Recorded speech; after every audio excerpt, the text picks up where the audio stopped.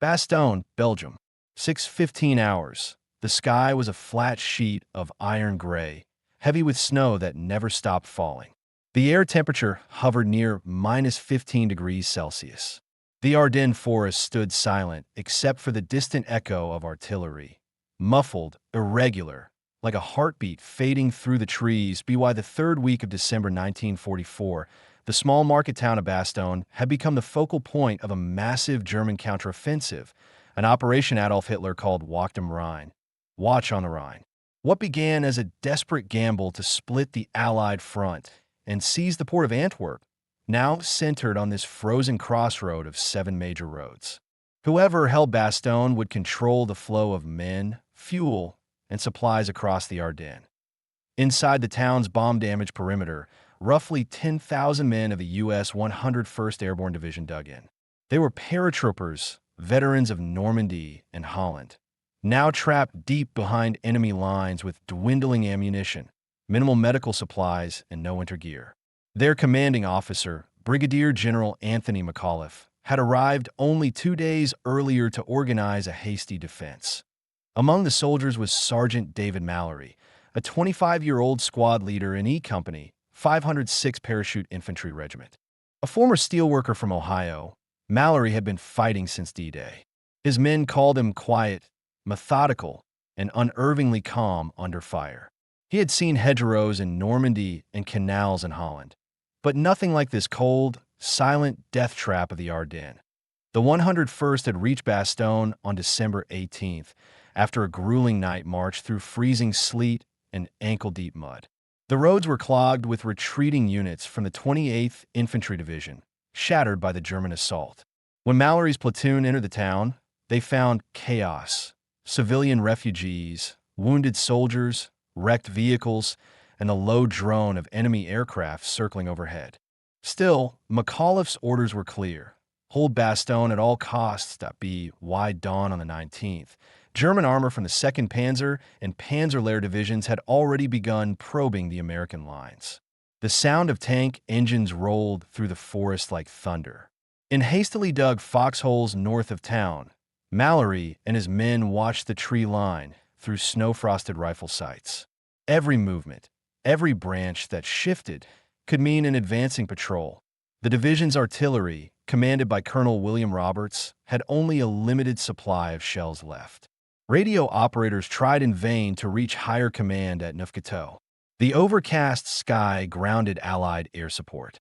To the east, fuel convoys were cut off by German units equipped with Tiger tanks and half-tracks.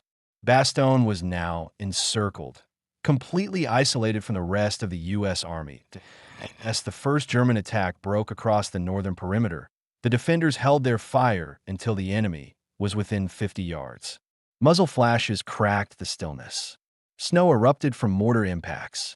Men shouted for ammunition. Mallory's squad fired short, precise bursts to conserve rounds. Within minutes, the German assault faltered, leaving the forest littered with bodies half buried in snow. But for every wave that fell back, another pressed forward. The siege had begun. By evening, the town's hospitals overflowed. Wounded men lay on church floors beside shattered stained glass. Medics wrapped them in blankets torn from civilian homes. Supplies were rationed. A single K ration had to feed 2 men. The only road south, toward Neufchâteau, was under heavy German fire. Artillery shells fell on Bastogne every hour. From his position near Foy, Sergeant Mallory wrote in his field notebook, "No one's coming for us." Not soon. It was not despair, only recognition, that from this point forward, Bastogne would stand or fall on its own. The winter night deepened. Snow fell thicker. Somewhere beyond the trees, the engines of Tiger tanks idled, their crews waiting for morning. The 101st Airborne held the line, surrounded, outnumbered, and unaware that their defense would become one of the defining stands of the Second World War. By the morning of December 22nd, the siege was absolute. The German encirclement around Bastogne had tightened into a steel ring roughly 6 miles in diameter. Roads leading north to Houffalize, south to Neufchâteau, and east toward Wiltz were all under German control. Every route that could bring food, fuel, or ammunition had been severed. The men of the 101st Airborne Division, 10,000 strong, now held an island of resistance in the middle of Hitler's final offensive. Inside that island, morale remained high, but supplies were nearly gone. The paratroopers were surviving on half rations. Their weapons froze at night. The wounded lay under blankets in unheated basements, treated with snow for lack of medical alcohol. Sergeant David Mallory and what remained of his platoon were positioned along the northern perimeter near Foy, a small village now reduced to smoking rubble. The men had been in their foxholes for 3 days without relief. Temperatures dropped to -20. Rifle bolts jammed with ice. Canteens froze solid. The only warmth came from burning scraps of German maps or ration boxes. Overhead, gray skies prevented any air support or supply drops. The weather was the Germans' greatest ally. American reconnaissance planes could not see through the blizzard, and the ground was too frozen to dig proper trenches. The men could only huddle in shallow pits, wrapped in torn parachute silk or tablecloths scavenged from abandoned homes. To the west, the German XLVI Panzer Corps, led by General Heinrich Freiherr von Luttwitz, prepared to crush the pocket completely. His tanks and mechanized infantry surrounded the town from 3 sides. On the morning of the 22nd, a small column of German soldiers advanced under a white flag toward the American lines near the Arlon Road. They carried a written demand that a surrender ultimatum addressed to the U.S. commander of Bastogne. It promised honorable treatment to the garrison if they capitulated and threatened total annihilation if they refused. General Anthony McAuliffe, commanding the 101st, read the note in the cellar of Bastogne's division headquarters, a cold, dimly lit building once used as a Belgian school. The men around him waited for his reply. McAuliffe looked up, smiled faintly, and said one word that would soon echo across the front: nuts. His typed response was sent back through the lines, translated, and delivered to the German officers waiting in the snow. Confused, they asked for clarification. The American liaison officer simply shrugged and said, "It means go to hell." Word of the reply spread fast through the encircled town. Paratroopers, tank destroyer crews, artillerymen, even medics, repeated the phrase like a password. It wasn't bravado, it was defiance, a way to remind themselves that they were still standing. That afternoon, German artillery opened up with renewed fury. Shells rained on Bastogne's center, tearing through the church, the rail yard, the hospital. A single hit destroyed a Red Cross truck carrying morphine and bandages. Yet, the lines held. Each regiment, 501st, 502nd, 506th, fought independently, covering gaps, shifting positions through the forest under heavy fire. Sergeant Mallory's squad manned a .30 caliber machine gun overlooking a field north of town. They counted 11 separate enemy assaults that day. When ammunition ran low, they scavenged from abandoned positions, pried rounds from frozen belts, and fired only when targets were within sight. By dusk, the snow was stained black with smoke and powder residue. The Mallory's commanding officer, Captain Paul Ferris, walked the line with a flashlight covered in red cloth to preserve night vision. His orders were simple: no retreat, no gaps. Every man understood. There was nowhere to go anyway. Inside the town, medics worked under candlelight. Supplies were gone. Morphine ran out.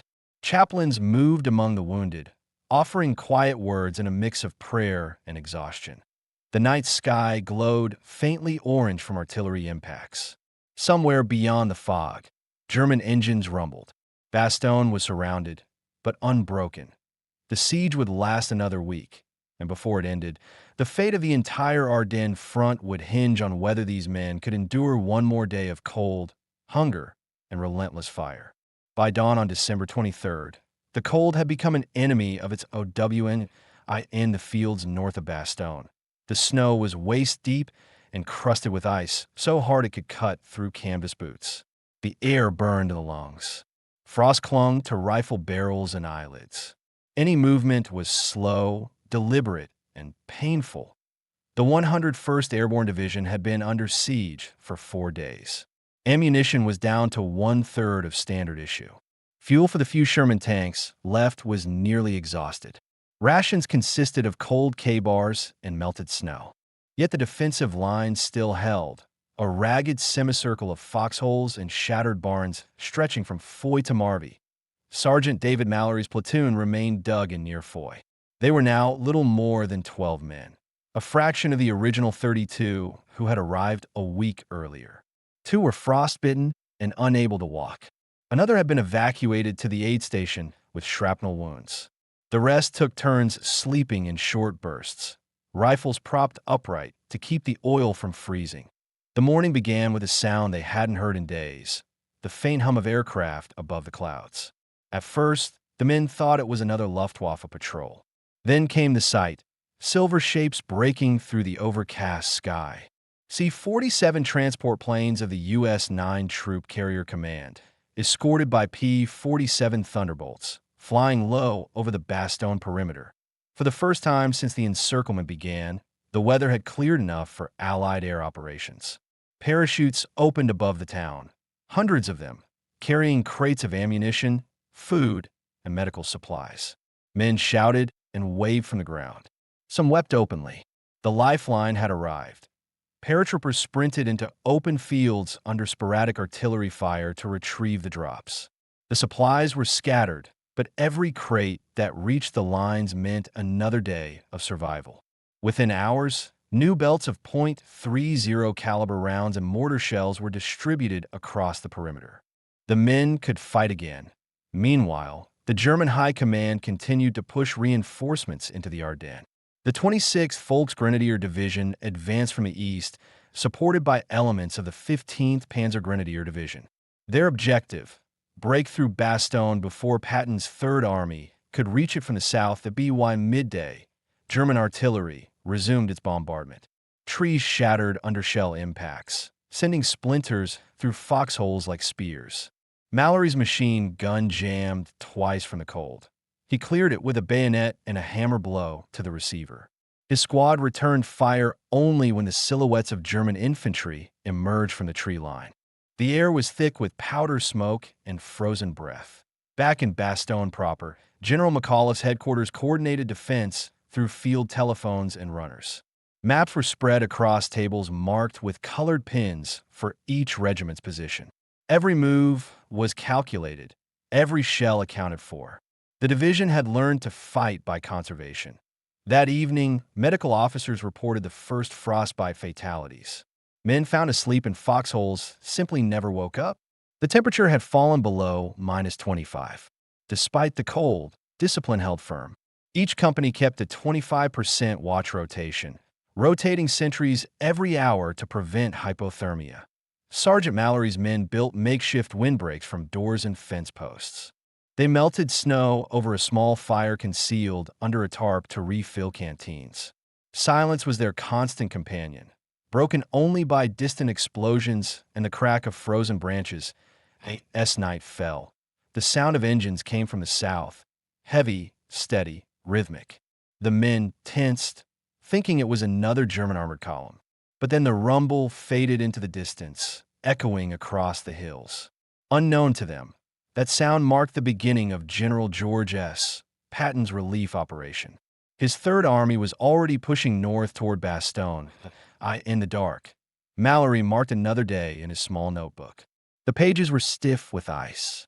He didn't write much, just a date and a single word: still here.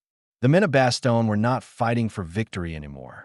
They were fighting for endurance, hour by hour, hole by hole, until someone broke the siege. While the 101st Airborne held their frozen perimeter under siege, a massive armored force was already moving toward them through snow, mud, and chaos. It was Lieutenant General George S. Patton's Third Army, and its mission was clear: break through the German lines and relieve Bastogne before it was wiped off the map. At dawn on December 24th, the roads leading north from Arlon were jammed with tanks, half-tracks, and jeeps of Major General Hugh Gaffey's 4th Armored Division. Their orders came directly from Patton: reach Bastogne, whatever it takes. It was a task that defied both terrain and weather. The roads were narrow, ice-slick, and under constant Luftwaffe attack. The advance crawled at barely 10 miles per day. I, in command of the spearhead, was Colonel Creighton Abrams, leading the 37th Tank Battalion.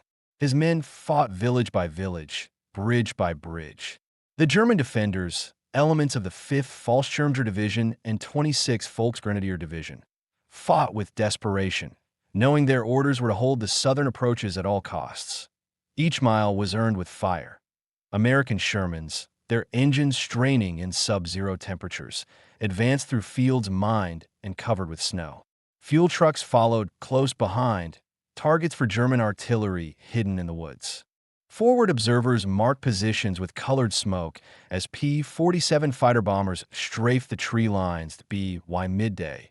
The 4th Armored reached Martelange, 12 miles south of Bastogne. Bridges there had been destroyed by retreating German engineers. Combat engineers waded through icy water to rebuild crossings under fire. The advance paused only long enough to lay new planks across the Cher River, then moved again into the blizzard. Patton himself monitored the operation from his field headquarters in Luxembourg. His staff worked in shifts, updating maps and relaying orders through intermittent radio contact. Every report from the front carried the same note. Progress was slow but steady. Meanwhile, inside Bastogne, conditions were reaching critical levels. The German shelling intensified. Food and medicine ran out entirely. The 101st had no idea that help was on the way. Sergeant David Mallory and his platoon in Foy had gone 3 days without hot food. They were still holding their sector, still writing their names in the snow to mark positions, still refusing to yield. On the night of the 24th, Christmas Eve, the men of the 4th Armored slept inside their tanks, engines idling to keep oil from freezing. The sound of distant explosions rolled through the dark. Bastogne was still under fire. Some tankers listened to short-wave radio broadcasts from London, hearing Christmas carols interrupted by war reports. One message repeated through the static: Bastogne still holds. For the men of the 101st, that same night passed under the thunder of artillery and the scream of mortars. Mallory's foxhole shook with every impact. A shell landed close enough to bury his machine gun under snow. He dug it out with his bare hands and went back to his post. No one spoke. There was nothing left to say. Midnight passed. A faint red glow rose on the southern horizon. Tracer fire, miles away. None of the paratroopers knew it yet, but that light marked the front edge of Patton's advancing column. The relief of Bastogne had begun. By the morning of December 26th, the skies were clear. The temperature had dropped to minus 20 degrees, and the men of Patton's 3rd Army were fighting their way toward the town that had refused to surrender. The road north of Assinois, a small village 3 miles from Bastogne, had become the last barrier between relief and annihilation. The task fell to Combat Command of the 4th Armored Division, led by Lieutenant Colonel Creighton Abrams. His Sherman tanks, supported by the 53rd Armored Infantry Battalion, had been fighting for 72 straight hours. The men were exhausted, their vehicles worn down, but the order from Patton was direct and unambiguous: break through today. The German defense was fierce. Infantry from the 26th Volksgrenadier Division occupied every ridge and crossroads, backed by 88mm anti-tank guns concealed in tree lines. As the Shermans advanced, their turrets traversed slowly in the snow, firing high-explosive shells into the woods. Each engagement was measured in yards. The battle for every hedge, every culvert, was personal and close. T-1505 hours. Abrams' lead tank, Cobra King, moved forward past the smoking ruins of Assinois. The air was filled with the sound of engines straining in the cold, the crack of rifles, and the deep concussions of tank guns. Infantry followed on foot, slipping in the ice, their faces blackened with soot and frost. From the Bastogne side of the line, the men of the 326th Airborne Engineer Battalion heard the noise first, a low rumble that didn't sound like German armor. Moments later, a patrol led by Sergeant Jean Dolan spotted tank silhouettes through the trees. He raised a signal flare, green, the color for friendly forces. Seconds later, the 1st American Sherman broke through the line at T-1650 hours. The lead element of Abrams' column reached the perimeter of Bastogne. Paratroopers from the 101st waved from their foxholes as the tankers climbed out to greet them. For a moment, the frozen air filled with cheers and laughter, the first in more than a week. The siege of Bastogne had been broken. Inside the town, General McAuliffe received the report by field telephone. "We're in contact with the 4th Armored." His reply was brief, "Well done." Then he returned to planning. The Germans were not finished in the northern sector. Sergeant David Mallory and his men were ordered to hold their positions even after the relief column arrived. The German artillery did not stop. The town was still under siege in all but name. But for the first time, the defenders knew they were no longer alone. By evening, supply convoys began moving through the gap. Trucks carrying fuel, ammunition, and medical equipment rumbled into the battered town. Medics wept as they unpacked morphine and bandages. Chaplains held short prayers among the wounded. The streets were lined with wrecked vehicles and shattered glass. But the sense of isolation had ended. 2100 hours. Snow began falling again. Searchlights swept the sky for enemy aircraft, but none appeared. The Luftwaffe was grounded, its fuel reserves depleted. The battle for Bastogne was shifting from survival to counterattack. S. Mallory's platoon stood watch that night. He noted the difference in the air. The silence between shell bursts was no longer filled with dread. It was the silence of endurance rewarded. They had held out long enough for rescue, and now they would hold long enough to win. The relief had come, but the battle was far from over. For the men of the 101st Airborne and Patton's 3rd Army, Bastogne was not yet secure. It was a narrow corridor carved through German lines, constantly threatened from all sides. The next 72 hours would decide whether the town would hold or fall back into enemy hands, and on the morning of December 27th, German artillery resumed its bombardment. The shells fell with precision, targeting the main road between Assenois and Bastogne, the same lifeline Patton's tanks had used to break through. Convoys trying to enter the town came under constant fire. The snow turned black from smoke, and the air was thick with the smell of burning rubber and fuel. The German High Command, realizing the importance of the Bastogne crossroads, ordered renewed attacks from the north and east. Elements of the 12th SS Panzer Division, Hitlerjugend, and the 2nd Panzer Division regrouped near Madrid and Longville.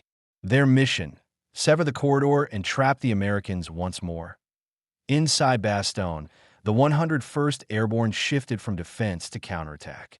Units from the 502nd Parachute Infantry Regiment launched small, coordinated assaults to push German positions back from the town's edge. Sergeant David Mallory and his platoon, now reduced to 8 men, were ordered to advance toward the village of Foy, a patch of ground they had defended for a week and lost twice. The fighting was brutal and close. Snow muffled the sound of footsteps, but not the bullets. Every tree line was a potential ambush. Machine guns fired short bursts through the mist. Mortar shells exploded low in the branches, scattering shrapnel like hail. By afternoon, Mallory's squad reached the first houses of Foy, using walls and rubble for cover. They found the bodies of both German and American soldiers frozen where they had fallen. By nightfall, Foy was back in American hands. The paratroopers dug in, knowing the counterattack would come at dawn. It did. At T-730 on December 28th, German Panzer IVs rolled through the fields south of Neuville. Their armor glistened with frost. Infantry followed in columns, shouting to one another over the wind.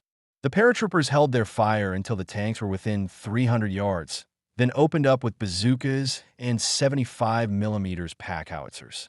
The fields erupted in smoke and fire. 2 tanks burned, their ammunition cooking off in sharp, rhythmic detonations. Despite heavy losses, the Germans continued pressing from multiple directions. Communications were unreliable. Field lines froze and broke. Runners carried messages by hand, darting between foxholes. The cold claimed nearly as many men as the enemy. Frostbite, trench foot, exhaustion. Yet the line never broke. Patton's armor fought to expand the corridor. The 35th Infantry Division attacked north of Le Trebois, clashing with remnants of the 26th Volksgrenadier Division. For every mile gained, another was lost elsewhere. The front was fluid, unstable, and covered in a constant haze of snow and gunfire that on December 29th, the weather cleared again. Allied aircraft returned to the skies. P-47 Thunderbolts strafed German columns retreating east. For the first time, American control of the air tilted the battle. The relief route to Bastogne widened. Supply convoys moved freely. The German command recognized that the encirclement had failed. By evening, the attacks around Bastogne diminished. What had been a desperate siege only a week earlier was now a hard-fought victory of endurance. That night, in a shattered farmhouse near Foy, Sergeant Mallory and his men shared their first warm meal in 10 days. Canned rations heated over a small fire. Outside, the snow kept falling, quiet and constant. In the distance, the thunder of artillery had finally faded. For the men who had held Bastogne, it was not triumph they felt, but relief, the kind that came only after surviving the impossible. By the final days of December, the tide of the Ardennes offensive had begun to turn. What had started as Hitler's last gamble, a massive surprise strike through the forests of Belgium, was now collapsing under the combined pressure of weather, logistics, and the unbroken defense at Bastogne. For the German command, the situation was unraveling. Fuel shortages crippled their armored units. Roads once packed with advancing panzers were now clogged with wrecked vehicles and frozen corpses. The 2nd Panzer Division, once spearheading the push west, was forced to retreat toward Houffalize to avoid encirclement. Allied air power dominated the skies again, hunting convoys and columns retreating through narrow forest roads. Inside Bastogne, the 101st Airborne no longer fought for survival. They fought to reclaim ground. With resupply restored and artillery ammunition replenished, they launched limited offensives north and east of the town. Snowfields that had been death traps a week earlier were now the launching points for counterattacks. Sergeant David Mallory's platoon received new replacements from the 326th Engineers. Young men, some barely trained, wide-eyed at the destruction surrounding them. The veterans guided them quietly through the frozen wreckage of Foy, pointing out where to take cover, where the mines were buried, and where their friends had fallen. There were no speeches, no celebrations, just the calm, practiced tone of men who had already endured the worst. That on December 31st, German forces made one final push against the southern sector near Marvy. It began at 5 o'clock under cover of fog. Mortar rounds fell in a steady rhythm, followed by infantry advancing in staggered lines. But the Americans were ready. Artillery observers called in precise fire from the 420th Armored Field Artillery Battalion positioned behind Bastogne. Within minutes, the fields erupted in flames. The German assault broke apart before reaching the town's edge. By nightfall, the horizon glowed from burning armor. Flares arced across the sky, marking the end of the last serious German attempt to retake Bastogne. The paratroopers stood their posts in silence as the new year arrived. No lights, no noise, just the hiss of wind through ruined trees. Across the front, Patton's Third Army continued to drive north. The 6th Armored Division closed in on the German retreat routes near Bastogne, linking up with the 1st U.S. Army advancing from the north under General Courtney Hodges. The German salient that had once threatened to split the Allied lines was shrinking rapidly. On January 2nd, 1945, reconnaissance patrols confirmed what the men had sensed for days. The siege was truly over. The enemy was withdrawing in disorder, abandoning equipment and wounded in the snow. The Battle of Bastogne had ended in American hands. When the shooting stopped, the scale of destruction became visible. The town was nearly obliterated. Every building bore scars of artillery. Civilians emerged from cellars, dazed and silent. Field hospitals overflowed with frostbite cases, malnutrition, and exhaustion. Sergeant Mallory walked the empty streets that evening. The snow was red where the first lines had been held. The church steeple was gone, the square unrecognizable. In his notebook, he wrote a single sentence. We held because we had to. For the 101st Airborne Division, Bastogne became more than a battle. It was a symbol. Their resistance had delayed the German advance long enough for the Allies to regroup, counterattack, And in the last offensive Hitler would ever launch in the West, in the following weeks, the front moved east again. The frozen forests of the Ardennes were left behind, littered with burnt tanks, broken rifles, and abandoned foxholes. But the name Bastogne would remain, carved into the history of the Second World War, as the place where endurance triumphed over despair. The snow never truly melted that winter. Long after the guns fell silent, the Ardennes remained a landscape of wreckage. Twisted metal half buried in frost, abandoned helmets, and the dark outlines of foxholes frozen into the soil. The Battle of Bastogne had ended, but the consequences of those 10 brutal days would ripple far beyond Belgium's borders. In strategic terms, Hitler's Ardennes offensive had failed completely. His goal had been to split the Allied line, capture Antwerp, and force a negotiated peace in the West. Instead, he lost irreplaceable tanks, veteran troops, and the last reserves of fuel his army could muster. The German army would never again launch a major offensive on the Western Front. For the Allies, the victory came at a steep price. Nearly 19,000 American soldiers were killed in the broader Battle of the Bulge, with more than 60,000 wounded or missing. Towns across southern Belgium were flattened. Civilians returned to find their homes reduced to rubble and their fields mined. The countryside that had once been quiet farmland became one of the largest graveyards of the war, in Bastogne itself. The 101st Airborne began rotating out by mid-January. Their ranks were thin. Out of 10,000 men, fewer than 7,000 were still fit for combat. The rest were wounded, frostbitten, or dead. Yet, their cohesion remained intact, forged in the snow and silence of that siege. Sergeant David Mallory was among those withdrawn to France for rest and refit. His platoon was down to 4 men. They had fought together since Normandy and Holland, but Bastogne had changed them. They no longer talked about medals or promotions. Their conversations were short, quiet, focused on simple things: hot coffee, dry socks, letters from home. Across Europe, news of Bastogne spread fast. The story of a surrounded airborne division refusing to surrender became an emblem of American resistance. Newspapers printed McAuliffe's one-word reply, "Nuts," as a headline. For civilians at home, it was proof that the war was turning, that endurance, not just numbers, defined victory. Behind the front lines, military analysts studied the battle's lessons. They noted the decisive role of logistics, weather, and rapid mobility. The 101's ability to hold under encirclement demonstrated how morale and discipline could offset overwhelming odds. Patton's rapid redeployment of the Third Army, a 90-degree turn of 3 corps in the middle of winter, became a case study in command flexibility. But for the men who were there, strategy was secondary. The memory of frozen nights, of hunger, of shells landing without warning, those remained long after the historians moved on. Mallory once described it simply in a letter home: "We didn't win Bastogne. We survived it." By early February, the front had shifted east toward the Siegfried Line. The snow began to soften, revealing the wreckage beneath. Engineers cleared the roads, and supply convoys resumed normal traffic. In the ruins of Bastogne's church, chaplains held a short memorial for the dead. No speeches, no fanfare, just silence, interrupted by wind through the broken glass. The siege of Bastogne was over. The war in Europe would continue for 4 more months, but its outcome had already been sealed. Hitler's final gamble had failed, and the men who endured that frozen stand had proven that courage under siege could change the course of history.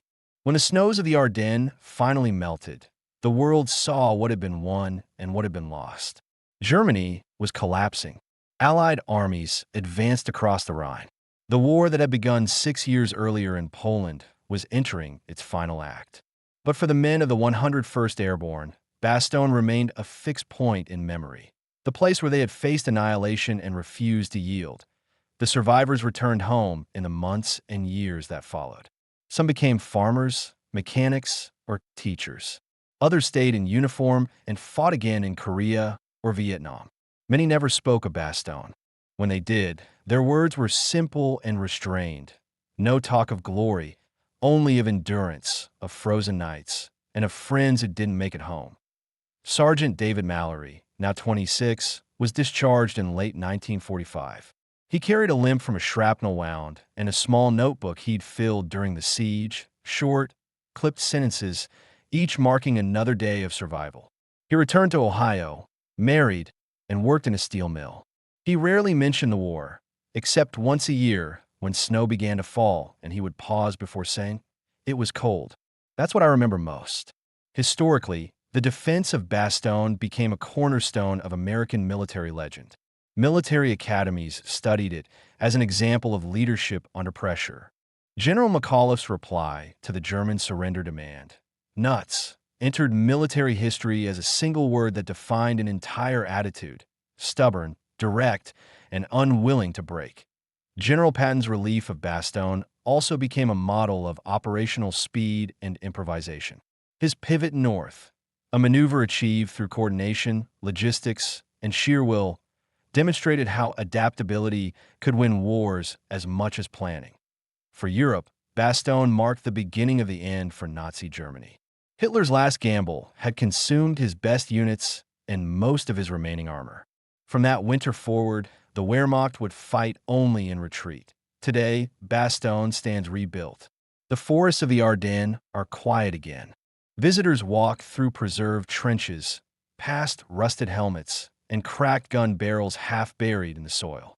In the town square, the Martyson Memorial bears the names of the American units that fought there. It is shaped like a five-pointed star, facing the same skies where the supply planes once dropped lifelines through the snow. Every December, when winter returns, veterans and their families gather there. Some are frail, some walk with canes, but all stand in silence when the bells ring, a sound that once meant survival. The siege of Bastogne was more than a battle. It was a statement of what endurance can achieve when everything else fails, proof that resolve, even in isolation, can alter the course of history. In the words of one surviving paratrooper, spoken decades later, "We didn't fight for fame or for medals. We fought to hold the line because somebody had to." The 101st Airborne Division held Bastogne, and in doing so, they held the fate of a continent.